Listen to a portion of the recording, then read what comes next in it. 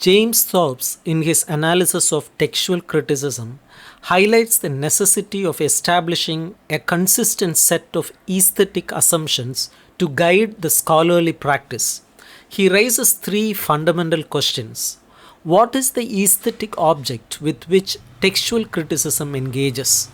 What defines the integrity of a work of art? And when multiple authorial versions exist, which one represents the true work of art?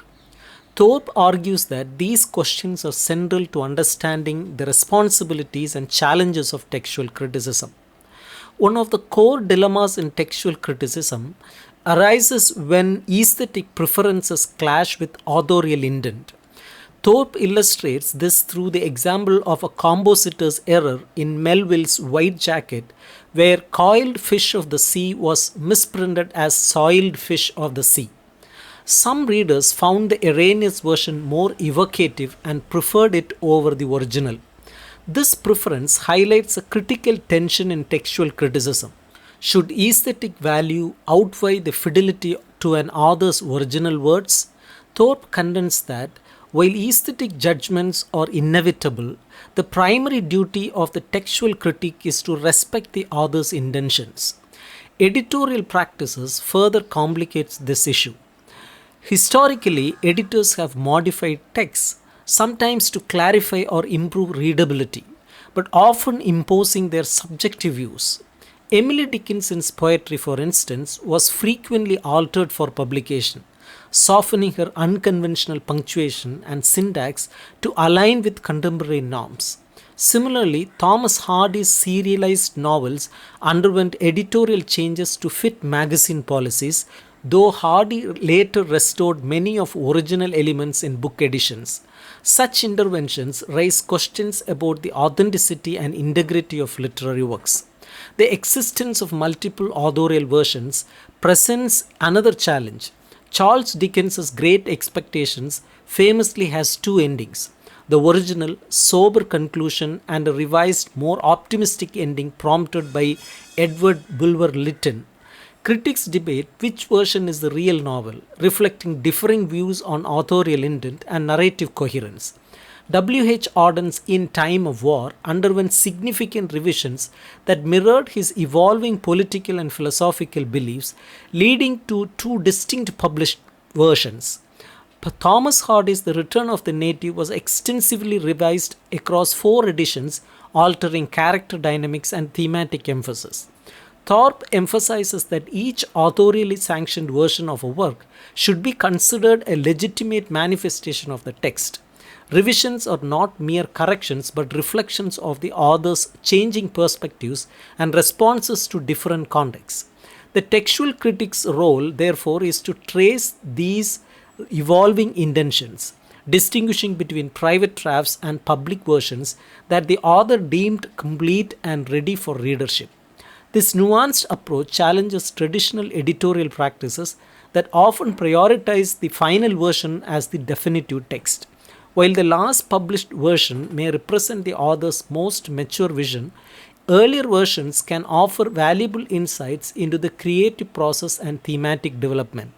Thorpe advocates for a critical perspective that considers the purpose and context of each version rather than defaulting to a singular authoritative text. Textual criticism thus becomes a balancing act between historical accuracy and aesthetic judgment. The critic must navigate the complex relationship between an author's intentions, the text's publication history, and the reader's experience.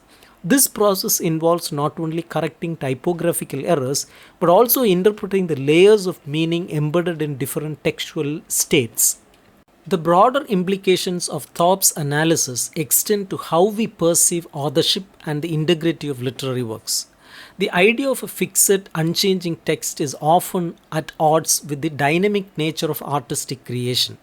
Authors revise their works for various reasons: personal growth, audience reception, or shifting cultural contexts, resulting in multiple legitimate versions. Recognizing this fluidity allows for a more comprehensive understanding of literature's evolving nature. The practice of emendation, where editors make conjunctural corrections to corrupted texts further illustrates the complexities of textual criticism. In classical literature, where original manuscripts are often lost, editors rely on educated guesses to restore texts. However, these emendations risk substituting the editor's voice for the author's, blurring the line between preservation and creation. Thorpe warns against over reliance on conjecture, emphasizing the importance of grounding editorial decisions in verifiable evidence whenever possible. The role of editors extends beyond textual correction to shaping how literary works are presented and perceived. Magazine editors, for instance, have historically altered authors' submissions to fit editorial policies or audience expectations, sometimes making substantial changes without the author's approval. These interventions can significantly affect the reception and interpretation of a work, highlighting the editor's influence in the creation of literary meaning. In dramatic literature, the collaborative nature of theatrical production further complicates the notion of a singular authorial text. Playwrights often revise scripts during rehearsals, incorporating feedback from directors, actors, and producers. This process can result in multiple performance versions, each reflecting a different set of collaborative decisions. Theatrical texts, therefore, embody a fluidity that changes the idea of a fixed definitive version. The question of authorship becomes even more complex in cases of posthumous publication or unfinished works. Editors who complete or reconstruct incomplete manuscripts inevitably impose their interpretations on the text. While such efforts can bring valuable works to light, they also raise ethical consideration about the limits of editorial intervention and the preservation of authorial intent. Thorpe's exploration of these issues underscores the intricacy of textual criticism as both a scholarly discipline and an art form. It requires a delicate balance between respecting the historical and authorial context of a work and recognizing the aesthetic dimensions that contribute to its literary value. Textual critics must be both meticulous researchers and sensitive interpreters, navigating the interplay between textual fidelity and creative expression. Textual criticism serves as a bridge between the past and present, connecting contemporary readers with the original context and intentions behind literary works. By uncovering the layers of revision, editorial intervention, and historical change, critics help preserve the richness and complexity of literary heritage. Thorpe's analysis invites us to appreciate this process not merely as a technical exercise but as a vital engagement with the evolving life of text, illuminating the dynamic relationship between authors, readers, and the written word.